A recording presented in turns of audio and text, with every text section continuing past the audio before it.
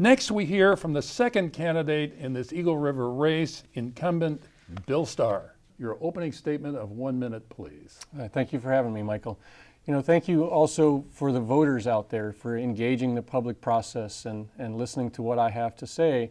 I'm happy to be able to step back up into the ring and put my name out there with a willingness to do the job. Our community, Chugiak Eagle River, is going to see some serious challenges in growth and development and the pressures therein. I feel skilled and qualified to bring that leadership that's necessary, sort of that protective promotion of our characteristics and the protection thereof. So please consider all the facts and all the performance prior, and I ask for your vote on April 1st. Thank you. You're an incumbent seeking another term. What is your primary accomplishment? What do you hope to accomplish in another term? Well, as we have seen Anchorage grow, I think that there's that sort of polite inference that we in Chugiak Eagle River don't want to be Anchorage. So I've worked really hard at sort of the unique protections in our land use regulations, protection of our Chugiak Volunteer Fire Department, sort of standing up to the larger developments that would encroach on our open spaces.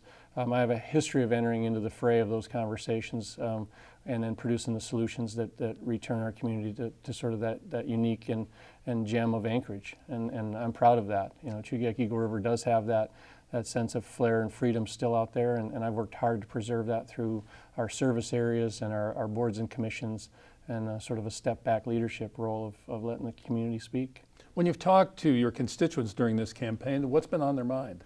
Well, there's always that underlying of fiscal challenge, and I have that approach to it where fiscal uncertainty, the taxes that continue to increase for our area, sort of where are we headed as a community in large? Are my open spaces going to be preserved? Are we going to see continuing education investments? Those are the common themes of which I feel qualified to enter that conversation. Okay. How much money are you spending on this campaign, and who are your major contributors? I like businessmen. They contribute to me. I've reached out to the building community as well. I try not to burden a campaign just for the mere collection of money. I'll spend about $14,000, the standard advertising, newspaper, signage, forums, and getting my message out through mailers. Okay. The dispute over the Sullivan administration's revision of the labor laws has dominated Assembly news, and you've been there to see the debate. Did you support the changes, and if so, why? Yes, I did, in fact. I'm active in that conversation. I'm proud to be active in that conversation because I know it. I know Chapter 3, Section 70. We need to modernize that chapter and verse. We need to standardize the agreements across that, standard terms and conditions across that, and we need to have fairness and definitions. Some of the contentious issues, again, with binding arbitration. My solution was to engage the Assembly into that through a mediated role that the Assembly could engage through impasse resolution. I think that's a good approach at having commonality here as we move forward with labor contracts and renewals thereof. Getting the verse and chapter of municipal code right is necessary. I also voted to repeal that so that we in fact could step back and do it right. I've actively changed that section of code before in my history, and I want to get this rewrite correct. And how do you feel about having the vote on the labor law initiative in November? I'm fine with the referendum process, much like I am with any allowable message that our constituent basis can do under the law. A referendum vote for me, quite frankly, is a little bit challenging in that I'm not sure I'm quite done with that legislation yet. I'd like to see where the friction points are. I haven't really heard it. There's a lot of good legislation intent in that, both for the unions and the general workforce. And so there's a lot of misunderstanding, and I think we have a ways to go to clearly communicate what's in there. I hope it's an educated voter that votes to repeal or to keep it in play. And thank you for correcting me, because it is a referendum and not an initiative. What's your view on moving the election, the entire municipal election, to the fall? Well, I supported that. We just had an active vote to move it to November of 2017, and I think that's probably, if there's any consolation and convenience to the voter and sort of this is our time to vote, that's the message. It takes away any of the excuse that, hey, I'm tired of voting. I voted in April and August and November.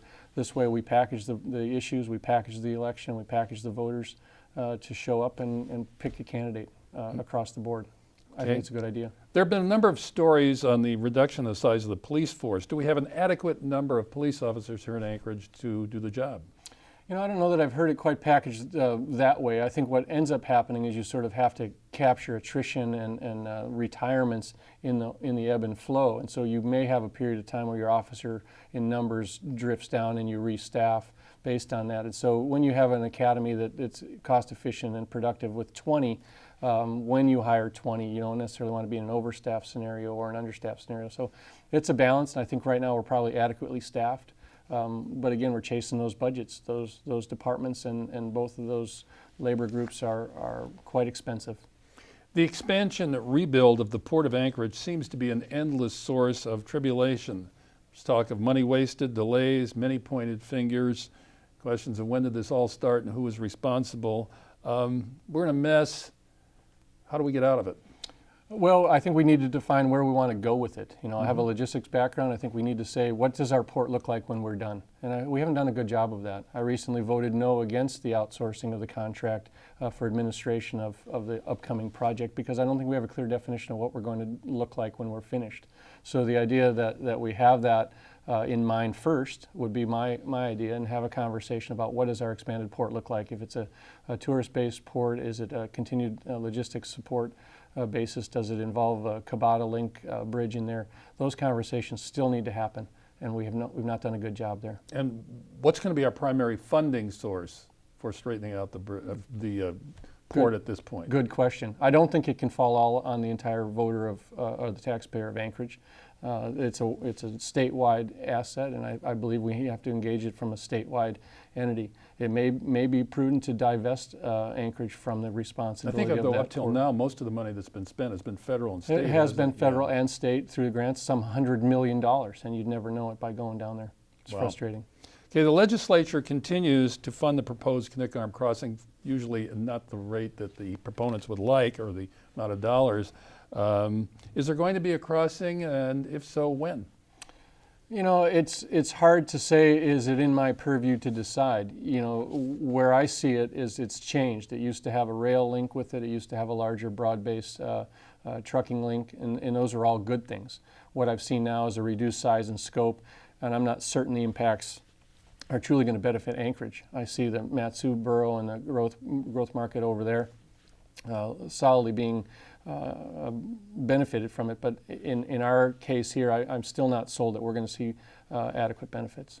Have you heard anything that credible, let's say, about what the toll might be, or is that something that's changed? No, again, so often over that's the really a years? frustrating part as well. Just how much will it cost the users to move that? And if you're going to move goods across the bridge and you're going to have to sort of provide a tax there on top of all that, does that just drive consumer products up to save some minutes to get north? I would have loved a rail link that would have taken away all of that, you know, through and around the Matsu borough area, and then maybe a passenger It's sort of an rail interesting experiment. If you wanted to conduct an experiment, it would be a very expensive one of how price sensitive people are, right? Well, you want to have a cognizant sense that hopefully it would be free to transport across there, but I haven't seen a really good display recently of how that costing is going to be impactful on the user group. And you know, it seems to be now a question of, you know, build it because we can, as opposed to perhaps build it because it's necessary. Sticking with transportation, what is Anchorage's #1 transportation priority? Well, I'm selfish to it. You know, I want to make certain that the users of the roads in my area get the right kind of road. And for me, that's not. It's a different answer because mine isn't a 3-lane sidewalks on both sides, heavily lighted with roundabouts. My community in particular is wanting to preserve sort of that country lane feel, walk down the middle of the road, even gravel covered roads we like. And so I've had a lot of challenge, in fact, sort of keeping the Anchorage style away from my community, and I'll continue to fight for that because I think that's a value system for me that I can answer to, is that's what I've heard, and that's what we need to preserve. I know public transportation is limited in Eagle River, particularly access to it, but you do represent not just Eagle River, but the whole community, really, Sure. on many issues. What can be done to improve public transportation here in Anchorage? You know, I'm a firm believer of getting sort of the transportation hub out of downtown. I'm not certain that that's the most effective way for a spoke and hub transportation system to work, is centralize everybody in already a busy corridor. It may make sense to move it out in sort of a midtown model, and I think once you do that, you free up all kinds of areas where the stem miles or the legs to those different regions become more manageable as opposed to real long. You're right, in my area we are weak in that, but we've tried to make up for it in dial-a-ride programs or a different business model that uses a smaller van, and we've been somewhat successful there. So I think there's a lot of creative solutions that can be done as opposed to just the traditional, but get the transportation hub out there and then continue to look at all the resource models that make sense as opposed to just bigger buses and more of them. Alcohol continues to be involved in a disproportionate percentage of crime and disorder. What can be done to reduce the damage alcohol does to our community? Well, one of the things I believe that the prosecutors need to probably start to institute through the judges' rulings of the red stripe law and marking the identifications of these chronic users that can't seem to manage effectively. So when they go through the courts, take the opportunity to mark their ID, which prevents them from buying alcohol again. Right now that prohibition doesn't exist, and I think it would be a first start to saying, hey, this chronic user group needs to be restricted and start to shift that burden. That would be a good start. Okay. The number of street people fluctuates, but street people who are homeless are permanent members of our community. How can we reduce the number of street people and the friction between them and other members of our community? Well, I'm of the mind that perhaps a campus, a centralized zone, if you will, that doesn't necessarily provide warehousing and fencing of that challenged group, but it embraces the needs and the choices that some of them have or don't have. So the answer would be, again, a centralized look at the resources that we already have, perhaps a centralization of an area near Beans and near Brother Francis with an investment from the city to do that. But also we've been successful in the faith community stepping forward in some of their solutions, both in the cold weather protection and just some of that modeling of caring. And I'm a fan of that. I think that's an effective way to go as opposed to saying the government has the answer.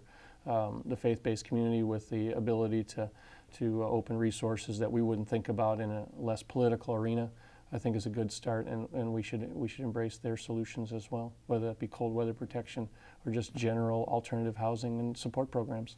Anchorage municipal elections are nominally nonpartisan, but are they really nonpartisan? You know, I think you have dispositions. You know, I call myself a conservative, but you know, I'm a fiscal, practical person too. I think if you get labeled by that, you automatically become put into a certain class of party or a voter. I don't particularly like that, but you know, you're going to have of like minds stay together on issues, and if that means that it's placarded political slant, maybe. But I try not to. I try to look at all the issues from across the board. What do you like best about Anchorage? You know, I think the open spaces, the attraction that if you want to step in and make a difference either in your community, with your family, start a business, the opportunities and flexibility are still here. It's a wonderful place that hasn't been ruined yet. What would you like to change about Anchorage? You know, I think that the dependence on government, you know, some of what I do and some of what government does, it needs to be lessened. You know, we come from a spirit and a history of Alaska Can Do. And I think right now we're drifting towards the solutions need to be coming from the government as opposed to the individuals that have proven good leadership and step up outside of government solution. In a minute or less, if you visit our libraries, you will find them crowded. But are we appropriating enough money and providing enough resources for the public libraries? Well, I think we are. I think the challenge that we have to gain on is what those resources look like. Are they computers? Are they books? Are they just general quiet space, warm? You know, I think we're doing a good job there. I'm challenged by our infrastructure. You know, we need to invest in what we already own and fix them up. Our libraries, some of our other public space buildings are deteriorating. So I think we're doing a good job in sort of the resources and the attitude towards it, but falling short on our infrastructure and keeping up with. In your community of Eagle River, about how far is the average person from a public library? Well, we have one. Right. It's the second largest user group in there, and I would on the average 2 to 3 miles. But again, you throw in the school district libraries or some of that other conversation that we seem to not have, resources and action to what they're after. Again, what are they after? Is it internet connection, computer, books? I think we have to stay cognizant to that. But yeah, 3 miles to my public library on average. Okay, thank you, Bill Starr, for joining us. We'll be right back with the candidates for seat 3E. Stay with us.